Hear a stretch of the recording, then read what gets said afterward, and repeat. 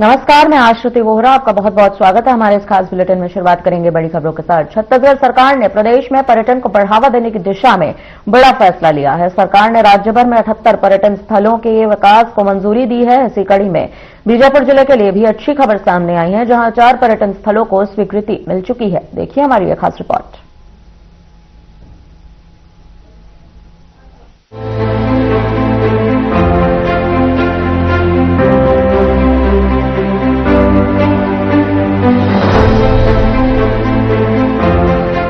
छत्तीसगढ़ सरकार की नई पर्यटन विकास योजना से बीजापुर जिले को बड़ी सौगात मिली है। जिले के 4 प्रमुख पर्यटन स्थलों के विकास को मंजूरी मिलने से अब स्थानीय लोगों को घूमने के लिए बाहर नहीं जाना पड़ेगा। सरकार का यह कदम न सिर्फ पर्यटन को बढ़ावा देगा, बल्कि ग्रामीण अर्थव्यवस्था को भी मजबूती देगा। बीजापुर जिला अपनी प्राकृतिक सुंदरता के लिए माना जाता है। यहाँ की घाटियाँ, जंगल और प्राकृतिक पर्यटन स्थल अब आधुनिक सुविधाओं के साथ विकसित किए जाएंगे। इससे पर्यटकों की संख्या बढ़ेगी और स्थानीय युवाओं के लिए रोजगार के नए अवसर पैदा होंगे। बीते दिनों उप मुख्यमंत्री विजय शर्मा बीजापुर पहुँचे, जहाँ उन्होंने नब्बी पर्यटन स्थल का उद्घाटन किया। इस मौके पर उन्होंने कहा कि सरकार का लक्ष्य बस्तर और बीजापुर जैसे क्षेत्रों को पर्यटन के नक्शे पर प्रमुख स्थान दिलाना है। यह बीजापुर जिले के लिए ऐतिहासिक दिन है। बीजेपी सरकार पर्यटन के माध्यम से स्थानीय समुदाय, खासकर हमारे आदिवासी भाइयों को सशक्त बना रही है। आने वाले समय में इसका बड़ा लाभ जिले को मिलेगा। साथ ही पर्यटन स्थलों के विकास से होटल, गाइड, परिवहन और छोटे व्यवसाय को भी बढ़ावा मिलेगा। इससे बेरोजगार युवाओं को अपने ही जिले में काम मिलने की उम्मीद है। इस मौके पर बीजेपी जिला अध्यक्ष ने हर खबर की टीम से विशेष बातचीत में कहा कि यह विकास जिले के लिए मील का पत्थर साबित होगा। अध्यक्ष ने जोर देकर कहा कि बीजेपी सरकार पर्यटन के माध्यम से स्थानीय समुदाय, खासकर आदिवासी भाइयों को सशक्त बना रही है। बीजापुर जिले के बीजापुर के स्थलीय पर्यटनों के लिए बहुत बड़ी खुशखबरी है। खबरी ये है कि बीजापुर में 4 पर्यटनों को सरकार ने स्वीकृति दे दी है बेहतर बनाने के लिए, और कई लागतों से बनने जा रहा है। जो बीजापुर के पर्यटन है लगातार बाहर में जाया करते थे अपने पैसों का इन्वेस्ट करके, वो अब जिला में ही देखने को मिलेगा। जितने भी पर्यटन हमारे साथ बीजापुर जिला के बीजेपी के जिला अध्यक्ष जुड़े हुए हैं, उनसे बातचीत करते हैं कुल कितने पर्यटन बन रहे हैं, उससे यहाँ के स्थानीय लोगों को क्या लाभ मिलने वाला है, और जो बाहर जाते थे वो यहाँ पे मिलने जा रहे, तो कितने यहाँ के लोगों में खुशी होगा। सर, सबसे पहले आप हमारे चैनल में आपका बहुत बहुत स्वागत है। धन्यवाद। आप लोग को भी मुझे चैनल में बुलाने के लिए बहुत बहुत धन्यवाद। सर, बीजापुर जिला में जिस प्रकार पर्यटन लगभग 4 का जो एक का उद्घाटन हुआ है और बाकी बनना बाकी, यहाँ के पर्यटन बनने से यहाँ के लोगों के लिए कितना लाभ मिलने वाला है, और जो पर्यटन लगातार बाहर जाते थे उनके लिए क्या लाभ कौन सा? इसके लिए तो सबसे पहले मैं पुलिस प्रशासन और ग्रामीणों को बहुत बहुत धन्यवाद देना चाहता हूँ।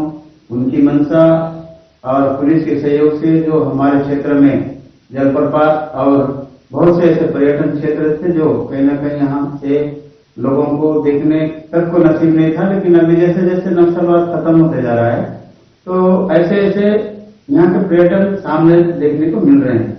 और नंबी जो इतनी ऊपर से पानी गिरती है, ये कल्पना था, लेकिन मैंने स्वयं जाकर के देखा। जिस दिन वहाँ के पर्यटन के लिए भूमि पूजन किए गए थे, हमारे परमाननीय मुख्यमंत्री जी भी आए थे। मुझे लगा कि ऐसे पर्यटन हमारे हृदय स्थल में होने के बावजूद भी हम लोग से वंचित थे।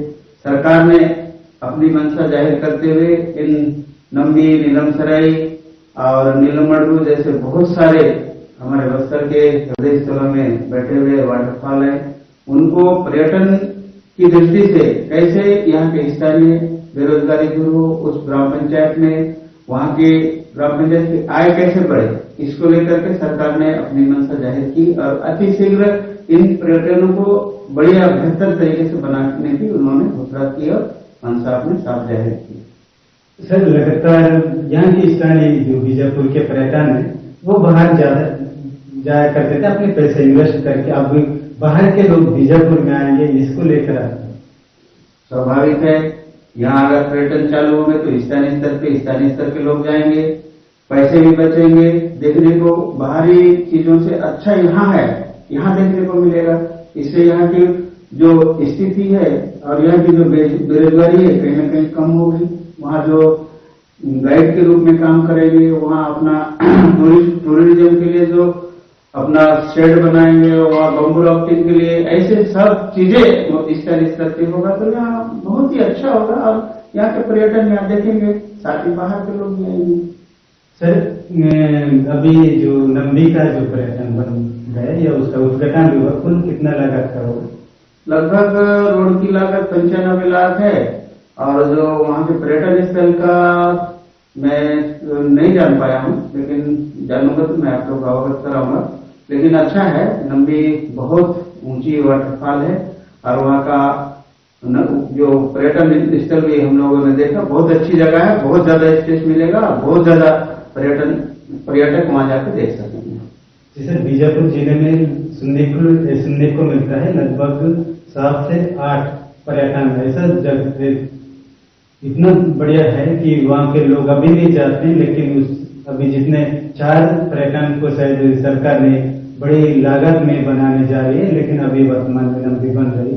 तो यहाँ के आपने बेरोजगारी का होगा बोल रहे हो उस क्षेत्र में जहाँ पे नंबी पर्यटन बन रहे, पर्यटन बनने से वहाँ किस प्रकार का वहाँ के स्थानीय बेरोजगारों के लिए वहाँ काम मिलेगी और वो अपने घर चलाने चलाए?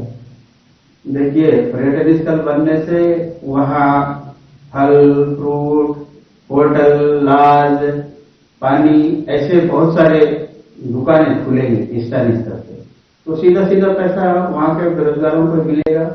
और जो गाड़ी अगर कोई टैक्सी, ऑटो ये करते हैं तो उस क्षेत्र के लोगों को मिलेगा। पर्यटन स्थल इसीलिए बनाया जाता है कि स्थानीय बेरोजगारों को पहले से उसका डायरेक्ट लाभ मिले। और मैं समझता हूँ अगर ऐसे पर्यटन स्थल बनेंगे तो कहीं ना कहीं कुछ, सबको तो नहीं बोल सकता, लेकिन कुछ बेरोजगारों को तो रोजगार मिलेगा। सर लगातार छत्तीसगढ़ सरकार ने जो नक्सलवाद को लेकर जो डेडलाइन तय की है उसके अनुसार 2026 में नक्सलवाद को खत्म करने का जो डेडलाइन है उसके लिए जैसे जैसे नक्सली विकास में उठते जा रहे वैसे वैसे एक से एक पर्यटन भी दिख रहे हैं, जिससे यहाँ के स्थानीय लोगों को किस प्रकार वहाँ पे बाहरी लोग आएंगे और यहाँ के स्थानीय लोगों में जो उत्साह किस प्रकार दिखेगा? देखिए, अब नीलम सराय की बात करते हैं। नीलम सराय में अभी भी विदेशी लोग तक गए हैं, नमी पे ले गए हैं। वहाँ जो स्थानीय स्तर पर टिकट की जो राशि है ग्राम पंचायत के माध्यम से तय किया जाता है, वो कहीं ना कहीं उस क्षेत्र के ग्राम पंचायत को जाएगा, वहां बैठ के काम करने वाला बेरोजगार को जाएगा। वहां जो छोटे छोटे स्थानीय फल फ्रूट की दुकान, नाश्ता की दुकान, और वो लोग रुकेंगे तो अपना निगम क्या टूरिस्ट मंडल के माध्यम से जो घरें बनेंगे, कहीं ना कहीं वहां काम करने वाले रहेंगे, स्थानीय लोग रहेंगे, स्थानीय लोग को काम मिलेगा। रही बात नक्सलवाद की, तो नक्सलवाद का लिए हमारे जो परमादरणीय गृह मंत्री जी ने जो डेडलाइन 2026 मार्च तक का किया है, मैं समझता हूँ 2026 मार्च से पहले नक्सलवाद खत्म होगा, क्योंकि नक्सलवाद की जो रीढ़ की हड्डी था वो लगभग टूट गया है। गिने चुने लोग बचे हैं, ज्यादा दिन तक टिक नहीं पाएंगे। फोर्स को फ्री एंड कर दिया सरकार, फ्री एंड के बाद ही नक्सलवाद को सफाया फोर्स कर रही है। होगा, निश्चित होगा, या तो मरे या तो वापस आए अपने गांव में, विचारधारा के माध्यम से आत्मसमर्पण करे, सरकार की जो गाइडलाइन है उसका फॉलो करे, ये निश्चित है होगा। सर अभी भी कुछ नक्सली बच्चे हैं, उनके लिए आप क्या संदेश देना चाहते हैं? मैं तो उनको सरकार के पुनर्निवास के माध्यम से जो सरकार अपील करती है, अगर वो पुनर्वास के माध्यम से आए, उनपे जो इनाम रखा हुआ है इनाम पाए और मुख्य धारा में जुड़े। जो गलती उन्होंने विदेश अपने काल में किया है वो गलती दोबारा ना करें। मनुष्य जीवन सिर्फ एक बार मिलता है, भगवान एक ही बार देता है, बार बार नहीं देगा। मनुष्य बन करके मनुष्य को सेवा करे तो उसका फल अच्छा जाएगा। और मेरे से वही ऊंची अपील है कि वे आकर सरकार की मुख्य धारा में जुड़े और एक मानवता का धर्म निभाएं। ये रहे हैं हमारे साथ जुड़े थे बीजापुर जिले के जिला अध्यक्ष भाजपा पार्टी के। अभी जो वर्तमान जो सरकार है उन्होंने बीजापुर के लिए लगभग 4 पर्यटनों को बेहतर बनाने के लिए जो लागत तय की है उसके अनुसार एक पर्यटन बन रही है जिसका नाम है नम्बी। अभी पिछले दिनों कुछ दिनों पहले उप मुख्यमंत्री विजय शर्मा ने पहुंचकर उस पर्यटन का उद्घाटन भी किया। देखना होगा कि बीजापुर जिले में 4 पर्यटन किस प्रकार बनेंगे, कितनी खूबसूरत में दिखेंगे और वहां के स्थानीय लोगों के लिए कितने महत्वपूर्ण सुविधा होगी और उनकी जो बेरोजगारी वो 8% खत्म होने को दिखेगा। इस प्रकार हमने देखा कि छत्तीसगढ़ सरकार की ये पहल बीजापुर जिले के लिए विकास का नया रास्ता खोलती नजर आ रही है। आने वाले समय में ये जिले की पहचान को पर्यटन के क्षेत्र और मजबूत करेगी। इस प्रकार हमने देखा कि छत्तीसगढ़ सरकार की ये पहल बीजापुर जिले के लिए विकास का नया रास्ता खोलती नजर आ रही है। आने वाले समय में ये जिले की पहचान को पर्यटन के क्षेत्र में और मजबूत करेगी। Bureau report.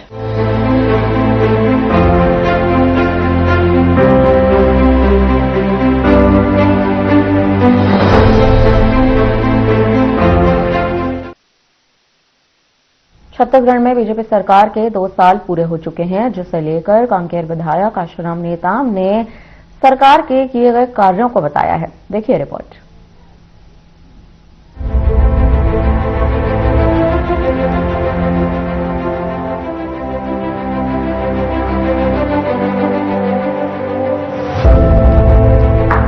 छत्तीसगढ़ में बीजेपी सरकार को 2 साल पूरे हो चुके हैं। प्रदेश में मोदी की गारंटी व प्रदेश के विकास कार्यों पर लगातार कार्य हो रहे हैं। 2 साल के कार्यकाल को लेकर कांकेर विधानसभा के विधायक आशाराम नेताम ने अपनी बातों को रखा और कार्यों को भी गिनवाया। आशाराम नेताम ने कहा कि पीएम मोदी और सीएम विष्णुदेव साय के मार्गदर्शन में 2 साल बेमिसाल रहे हैं। जनता की मांगों और समस्याओं पर पूरी तरह से कार्य किया गया है और आने वाले समय में भी बेहतर कार्य किया जाएगा। छत्तीसगढ़ में जो विधायक चुन के आए उनका 2 साल का कार्यकाल पूर्ण हो चुका है और इन 2 सालों में क्या कुछ उपलब्धि रही है, किस तरह से 2 साल बीता, इन तमाम बातों से बात करने के लिए हमारे साथ कांकेर के लोकप्रिय विधायक आशाराम नेताम जी उनसे बात करेंगे।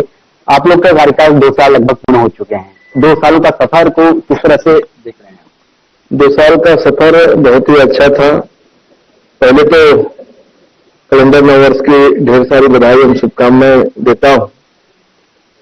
आज हमारे देश के प्रधानमंत्री नरेंद्र भाई मोदी जी का और हमारे छत्तीसगढ़ के मुख्यमंत्री विष्णुदेव साय जी के मार्गदर्शन अनुसार 2 साल बहुत ही अच्छा ढंग से चला, क्योंकि ये जो कहते हैं वो करते हैं। उसी तारतम्य में जनता जनार्दन का भी काम 2 साल में बहुत ही अच्छा ढंग से हुआ और निर्माण काम भी हुआ अच्छा। और जो सरकार की योजना है, महातारी अनुदान योजना, किसानों का 3100 का धान खरीदना, ये सुचारू रूप से बहुत ही अच्छा ढंग से चल रहा है और बहुत जो काम भी हुए जनता जनार्दन का,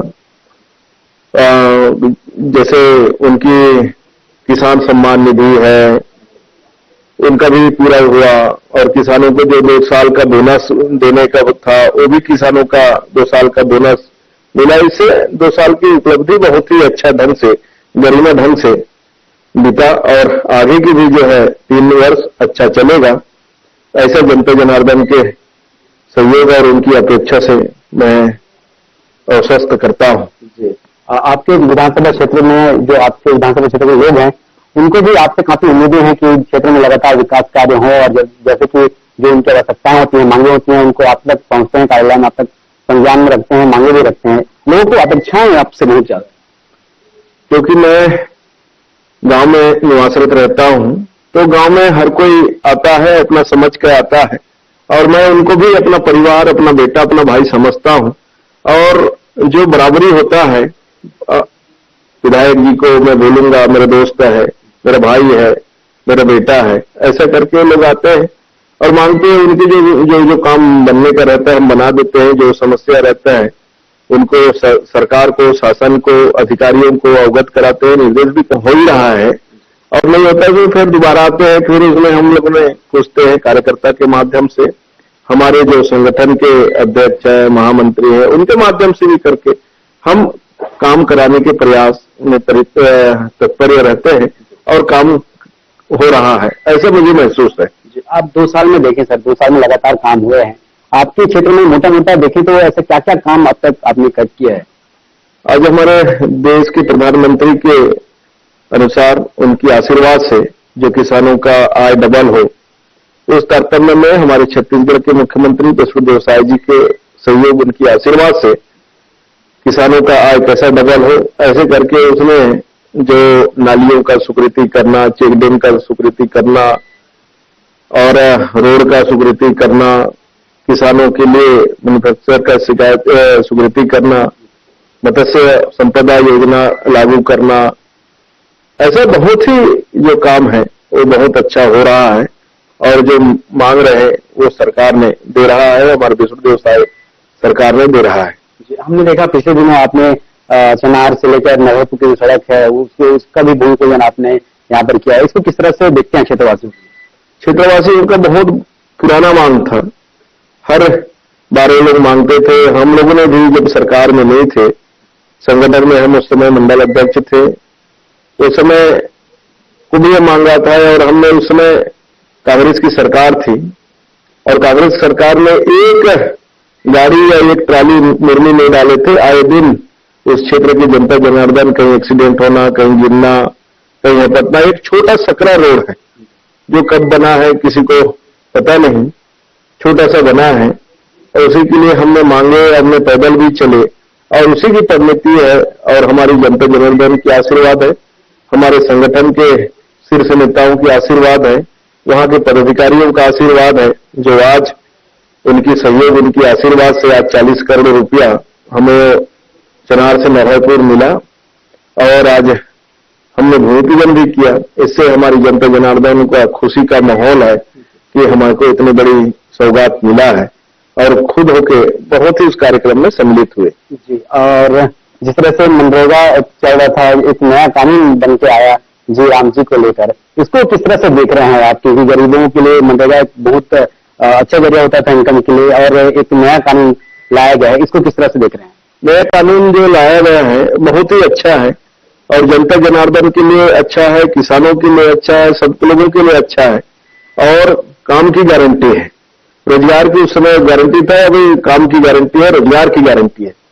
जो उस समय 100 दिन का काम मिलता था, अब 125 दिन के काम मिलेंगे और उस काम में विभाजन हुआ है। जी राम जी जो है काम का विभाजन हुआ है, कोई खेती पर्पस में धान लगाई वाला कार्यक्रम हो या धान कटाई वाला कार्यक्रम हो, तालाब हो, तालाब के गहरीकरण हो, ये जो है ऑनलाइन के माध्यम से जी राम जी जो हमारे राम जी के नाम से किया गया, बहुत ही बड़ा योगदान है, बहुत बड़ा सरकार का सोच है। जो इससे काम दिखेगा, इससे किसानों की आय में बढ़ोतरी होगी, किसानों को खेतों के जो काम में बढ़ोतरी होगी। रोजगार गारंटी जो है गड्ढा खोदना, गड्ढा पाटना और फर्जी मस्टूल का उसका ये करना, भरना, उसमें कोई काम नहीं दिखता था। इसमें काम दिखेगा, काम की भी गारंटी है और जो 125 दिन की भी गारंटी है। ये हमारे देश के प्रधानमंत्री का सोच है और हमारे प्रधानमंत्री ने इसको सदन में पास किया है। जी राम जी, ये सबसे बड़ा हमारे लिए महत्व की बात है। जी बहुत धन्यवाद सर। तो ये थे आसाराम नेताम जी, उनका साफ कहना है कि पिछले 2 साल का कार्यकाल बहुत ही सराहनीय रहा और जैसे कि क्षेत्र की समस्याएं हों या जो भी मांगे हैं, जो जरूरतें हैं, उनको पूरा किया जा रहा है और आने वाले समय में और भी इसमें बेहतरी से काम किया जाएगा। कैमरामैन शुभम के साथ अनिल नेताम, हर खबर छत्तीसगढ़। बीजेपी के 2 साल के कार्यकाल में सरकार ने जनता से जुड़े मुद्दों पर तेजी से कार्य किया है। अभी आने वाले 3 सालों में प्रदेशवासियों के लिए और कार्य किए जाने हैं। Bureau report.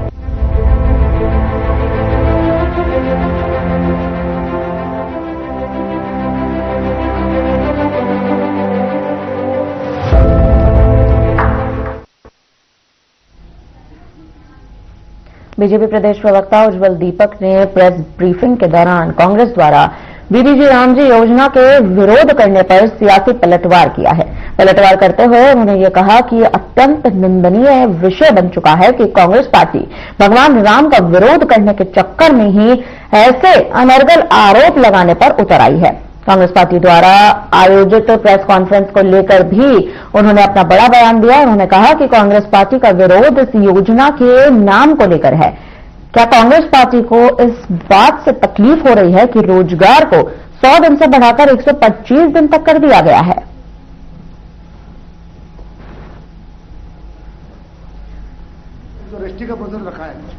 कांग्रेस पार्टी भगवान श्री राम का विरोध करने के चक्कर में, हिंदू सनातन संस्कृति से नफरत करने के चक्कर में ऐसे उगल जलूल आरोप लगाने पे उतर आई है। कुतर के देखिए कि अंग्रेजी में राम, हिंदी में राम, अरे हिंदी में हो, देवनागरी में हो, तमिल में हो, संस्कृत में हो, अंग्रेजी में हो, भगवान श्री राम का नाम भगवान श्री राम का नाम है।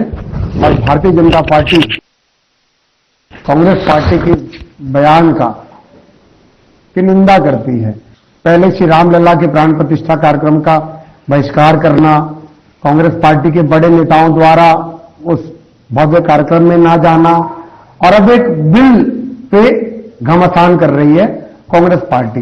तो जो पूरा जो विरोध है, कुछ लोग संसद की छत पे चढ़ के विरोध कर रहे थे इस बात का, पूरा विरोध नाम को लेकर है। क्या कांग्रेस पार्टी को इस बात से तकलीफ है कि 100 दिन की गारंटी जो थी रोजगार की, उसको 25% बढ़ा के 125 दिन कर दिया गया है?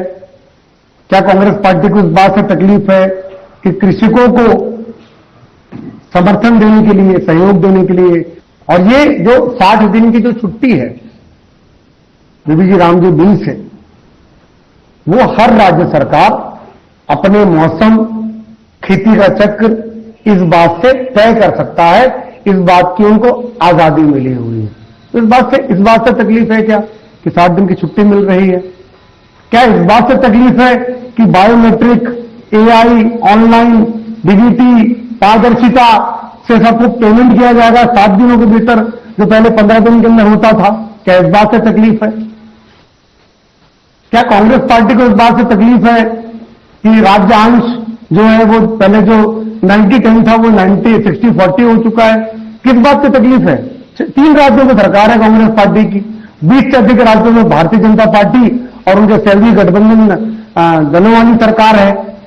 जब इन 20 राज्यों से विरोध नहीं आ रहा है तो इन 3 राज्यों से, तेलंगाना, कर्नाटक, हिमाचल प्रदेश, कई विरोध दर्ज कर रही है कि इस योजना का नाम 4 बार चेंज किया जा चुका है और ये चारों बार कांग्रेस पार्टी ने चेंज किया है।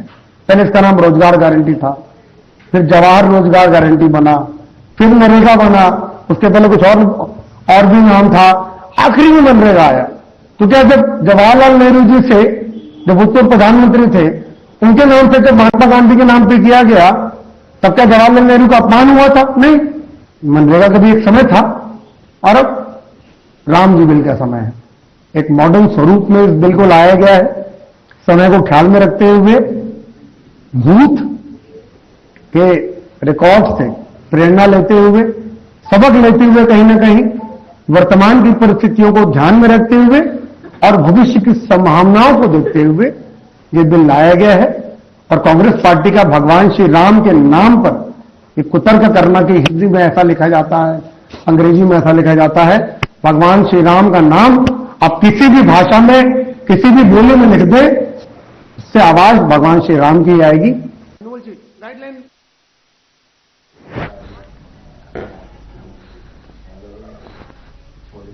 फिलहाल के लिए इस बुलेटिन में इतना ही। मुझे दीजिए इजाजत। नमस्कार।